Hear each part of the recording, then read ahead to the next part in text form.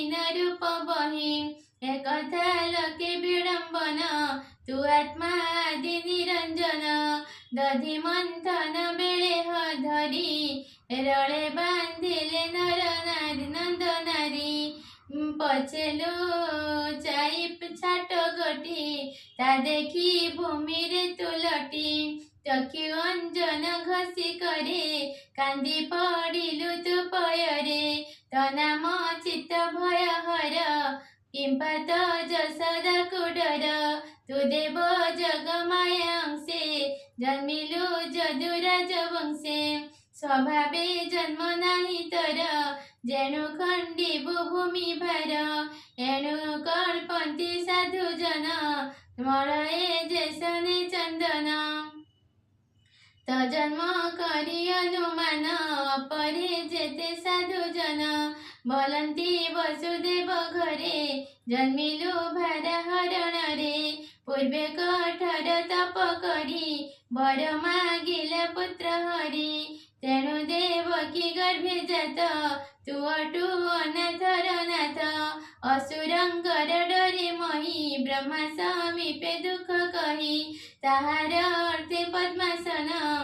गले तहर सन्निधान सर्वदेवंको ज्ञानी गले तर चरण स्तुति कले कहिले त चरण तले नाभ बोड़ई जेने जले ते मंत बुड़िला धरणी एहाको रख चक्र पाणी तेणु तू नर रूप धरी भूमि मंडले अवतरी अविद्या कर्म कर्म बळे प्राणीये जात भव जळे अति ही क्लेश तांक देही ताहांकु उद्धारिबा पाई ध्यान श्रवण मंत्र गुरु तेणु महिमा कल्पतरु तर चरित कर्णे शुणी तहर नाम मुखे भणी मन वचन तते द्यन्ति हर्षे फूल कलम पंथी एणु पसन्ति चरणे निश्चिन्ते ध्यान स्मरणे तर चरणे तंकु रखे भव प्रमाद तरे सुखे से पदे पसिली शरण मते न छाड़ नारायण तर सहाय एहि मते पाइबी मु जन्म जन्मान्ते मसह दर्पणे हरि जन्म जन्मान्ते अवतरी तते करन्ति सुते ध्यान ततहु न जानन्ति यान द्रह जे करी राजकुले पसिले तर बाहुबले केवल नाम रूप तर मोर पुत्रंकु सुख घर जेतर रूप चिते चिंती ए भव जले न बुड़ंती तरूप न देखी नयने इंद्रिय गणे आत्मा जेने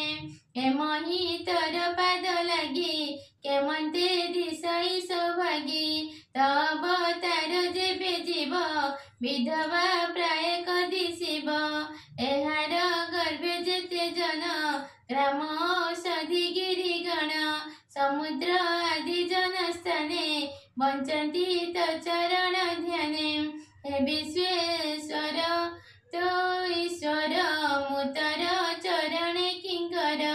पांडव कुले वृष्णि वंशे मुझे बंधन दृढ़ पासे तुझे बे शरण सदर ए स्नेह पास दूर कर भनाथ श्री मधुसूदन तर चरणे मोर ध्यान सर्व विषय दूरे चिंती तर चरणे रहुमती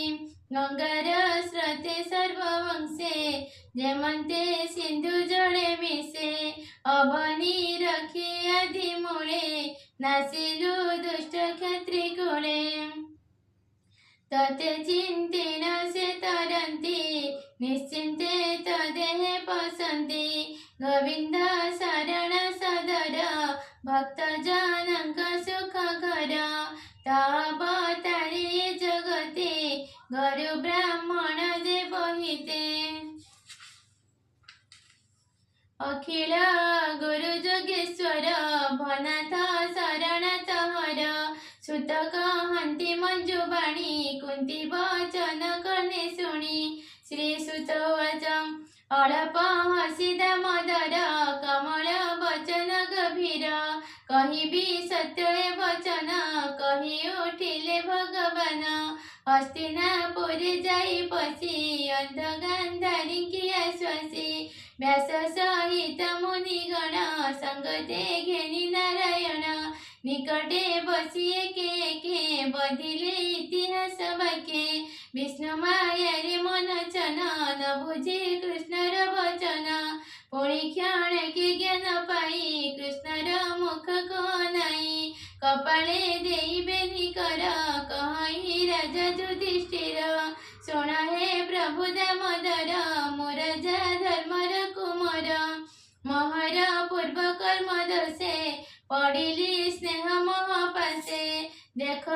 ज्ञान बुद्धि मोर मुमूढ दुष्ट दुराचार एमिछ देह सत्य करी अनेक कहिणी मारी बाळक मित्र बंधु पुत्र पितृभ्रात तुझे गुरु सुत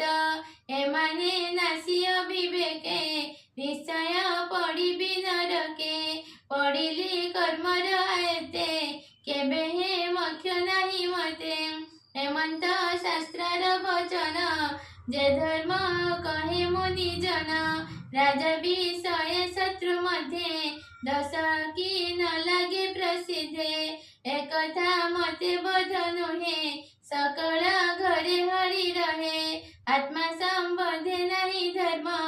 एटिय विद्या मोर कर्म